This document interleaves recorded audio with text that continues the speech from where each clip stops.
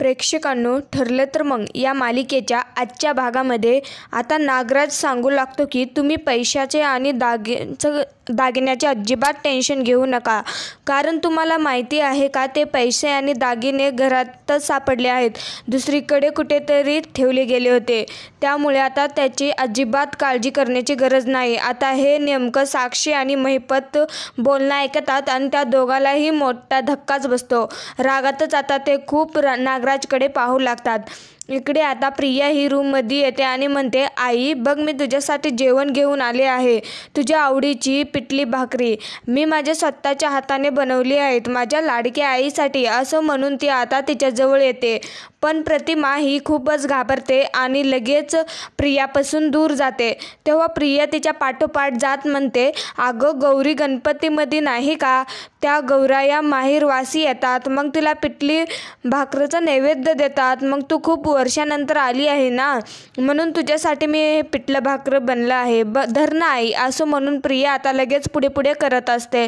परंतु प्रतिमा आता अजिबात तिच्याजवळ जात नाही आणि थांबत देखील नाही. तेव्हा मनातल्या मनात आता प्रिया म्हणू लागते की ती माज आहे, ही फोटोतली बाई जिवंत होऊन आली कशाला काय माहीत, उगाच माझ्या डोक्याचा ताप वाढलाय. आता खूप ॲटिट्यूड दाखवते, जेवण करायचं तर करत सुद्धा नाही. त्यानंतर प्रिया आता खूपच जबरदस्ती करू लागते आणि तिला घास भरवू लागते. तेव्हा आता प्रतिमा नाहीच म्हणत असते, तरीही प्रिया आता तिला अजिबात ऐकायला तयारच नसते. मग आता तिथे सायली येते आणि प्रियाचा हात पकडते. सायलीला तर खूप राग आलेला असतो. ती म्हणते, प्रत्येक गोष्टीमध्ये अशी जबरदस्ती करून चालत नाही. अगं, खूप लहान मुलासारखं यांना देखील भरवावं लागेल, तुला समजतं का नाही काही, असं म्हणून ती आता प्रियाला खूप बोलते. तेव्हा प्रतिमा त्याला ती म्हणते, तुम्ही चला आमच्याबरोबर खाली, सर्वांबरोबर जेवण करा, म्हणजे 2 घास आपल्या माणसांमध्ये जास्त जातील, असं म्हणून ती आता प्रियाकडून ताट घेते आणि प्रतिमाला बाहेर घेऊन चाललेली असते. आता प्रियाच्या नाकावर टिचूनच सायली आता प्रतिमाला बाहेर घेऊन चाललेली असते. आता प्रियाचा जळफळाट होतो आणि ती खूप रागात त्या दोघींकडे पाहत असते. त्यानंतर आता प्रतिमाला सर्वांसोबत जेवण्यासाठी म्हणून सायली आता तिला खाली हॉलमध्ये घेऊन येते. त्याचवेळी आता प्रिया अजून रागात सायलीकडे पाहत असते. तेव्हा प्रतिमा, आत्या तू आलीस, असं चैतन्य म्हणतो. मग आता रविराज पटकन त्याच्या जागेवरून उठतो. तेव्हा सायली सर्वांना सांगते की आज प्रतिमा आत्या आपल्या सर्वांसोबत जेवण करणार आहे. मग आता रविराज म्हणतो, तिला इथेच बसू दे ना मग माझ्या जागेवर. तेव्हा ठीक आहे, असं सायली म्हणते. त्यावेळी आता रविराज हा लगेच बाजूला जाऊन बसतो. मग आता प्रतिमाला सायली तिथे बसायला सांगते. प्रतिमा आता नकोच म्हणत असते, तरीही सायली तिला जबरदस्ती करतेच. मग आता प्रतिमा ही तिथे बसते. तिने आपला चेहरा लपवलेला असतो. रविराज सारखा प्रतिमाकडे पाहतच असतो.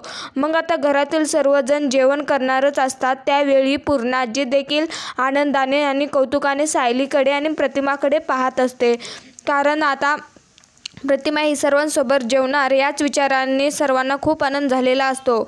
मग आता सायली म्हणते, तुम्ही जेवण करा ना. त्यावेळी आता प्रतिमा आता नकारात्मक मान हलवते आणि परंतु सर्वांना खूप मोठा धक्का बसतो, कारण प्रतिमा ही का जेवत नाही, कुणालाच काही कळत नाही. त्यावेळी सायली आता प्रतिमाला म्हणते, मी तुम्हाला भरवते, असं म्हणून ती आता प्रतिमाला घास भरवत असते.